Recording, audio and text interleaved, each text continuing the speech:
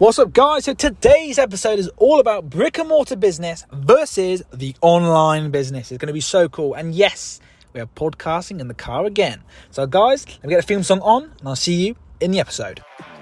So the big question is this. If you were starting your first online business with no audience, no customers, no group, no following, completely from scratch, how would you actually do that? What steps would you need to take? I want to share with you my young entrepreneur journey as I get to launch my first ever online business for the first time. So that's the question. This podcast is the answer. My name is Kane Pointing and welcome to the Young Entrepreneur's Secrets Podcast. Let's have some fun.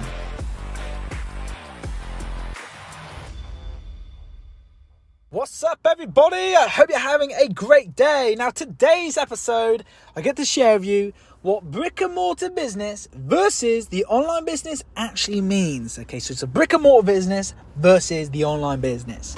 This is going to be quite a short and fast episode. All right. So today, with this, today's brick and mortar businesses, we actually have our own brick and mortar businesses. All right. So we've got like a laser gaming sort of park. We've also got a high ropes course. And we've also got like this laser tag sort of nationwide hire business that you can actually hire your own laser tag equipment and run your own event anywhere in the UK, which is pretty awesome. All right. But when it comes to a brick and mortar business, it's more of a business where there's a physical location required, or there's going to be a physical product required. And that could also mean physical fulfillment, okay?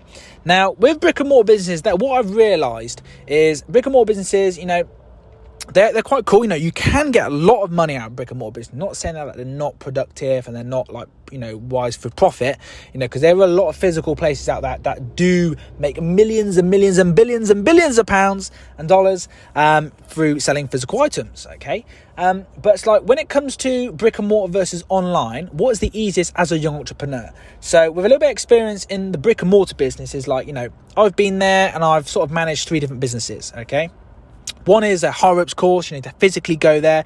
You have to physically train customers so they can use the equipment and then climb. Then you have to actually supervise them. But then you need a physical high ropes course, which costs loads of money to build. And then you need to have all this, the inspections and that sort of stuff, which will cost money. But then you don't just have that one. We have 2 other businesses. One is then our laser gaming venue. Okay, and then we literally have like helicopters, tanks, Land Rovers, buses, buildings. We've got loads of different laser tag phasers that you can use like gaming guns. And with that, pretty much you can play laser tag in our woodland, but then that means that you have to have a physical location that you got to pay for. You need teams that then you have to pay, then they can fulfill. Then you got to train the team, which takes time, okay? And then obviously you've got to, make money and at the same time whilst paying the running costs, and then you can pay yourself as well. So there's a lot of other things that do come in, but I have learned a lot as well. And also, our hire business, that is also a brick and mortar business because we are giving physical products, sending them out to someone so then they can run their own event. Okay, and all that is quite hard to manage. Okay, so when it comes to the online business, it's like you won't actually need to, physically fulfill it unless you want to. Okay, so when I say that, it's like you can actually set up a product on your website. You can sell that product as a digital product, okay, and people can then go on your course, watch the course, do the course, benefit from them, and then they can actually move forward in what the course is all about. Okay, so let's say, for example, it was about photographing or video skills, okay, and you didn't know how to edit your videos.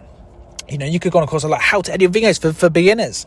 And then on there, you pay $40 or $100. You go on, and by the end of the course, you'll know how to edit your videos, be able to publish them on Facebook, YouTube, Instagram. You're like, oh, okay, I know what that is. Okay, so that's a course that you can digitally sell anywhere online to anybody around the world.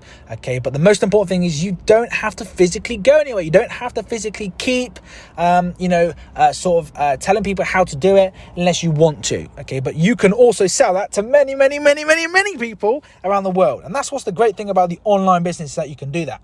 When you come to physical businesses, the more brick and mortar business, let's say we want to do a physical course and we're like, look guys, we're going to show you how to do this video course. We're going to tell you how to do this video course. It's all in person. Then you're on a one-to-one. Okay, you have to do your time. You have to come up, you have to be somewhere, spend your time, you got to do it, and then you got to go back home, and then there's like accommodation fees, and then there's going to be food fees. You got to go somewhere, you got to get a team in there, you got to rent places out. So that does take time, takes a lot of money. So what's the easiest way when it comes to being a young entrepreneur to get your message, get your product out there? My personal thing is, I've been there on the brick and mortar thing, and we still have these brick and mortar businesses, which is, they're nothing wrong with them. They're brick and mortar businesses, but I've realised that those businesses have a they're not sky limit, so they've got a roof limit. They have a roof on, okay? And with this roof is, even if I sell every single item at the full price, maximised, with all the products I have available, they're only going to generate a certain amount of money. Okay, there's only so much money in a year that I can produce if they're full. They're the capacity is like full to the brim. Everything's selling. There's no more stock available. And I look at them and, oh, that's how much. Okay, you're like, 1 or 2 million, something like that. Okay, now that's how much if I were to like literally sell everything every single day, every single product be fully booked.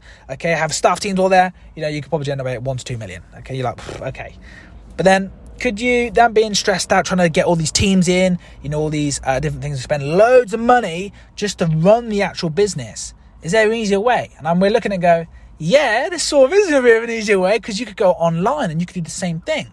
You could actually get the same amount of money or even more, because it has a sky limit. Okay, and that sky limit is absolutely cool, because the sky limit means you can make as much money as possible and keep selling the same product over and over and over again to many more people, and actually literally fulfill people all over the world.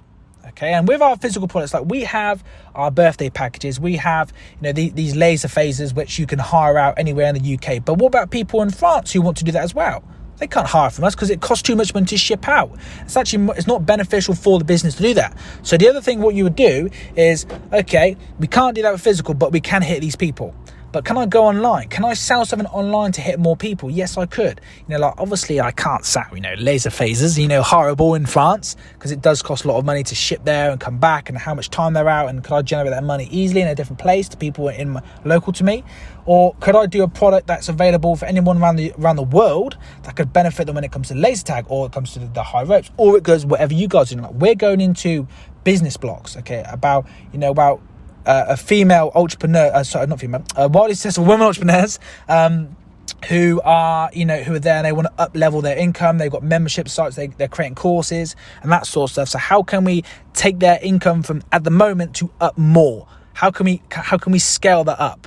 Okay, and that's what we're trying to do, is we're trying to do that, but we're trying to do it online. So I'm trying to serve someone one-to-one or one to like a few people. We want to go one to loads, absolutely loads, because we want to impact more people. We want to serve people more on a bigger level, a higher level. And that's what we're trying to do, is we want to serve more people, but at the same time, we want to make money.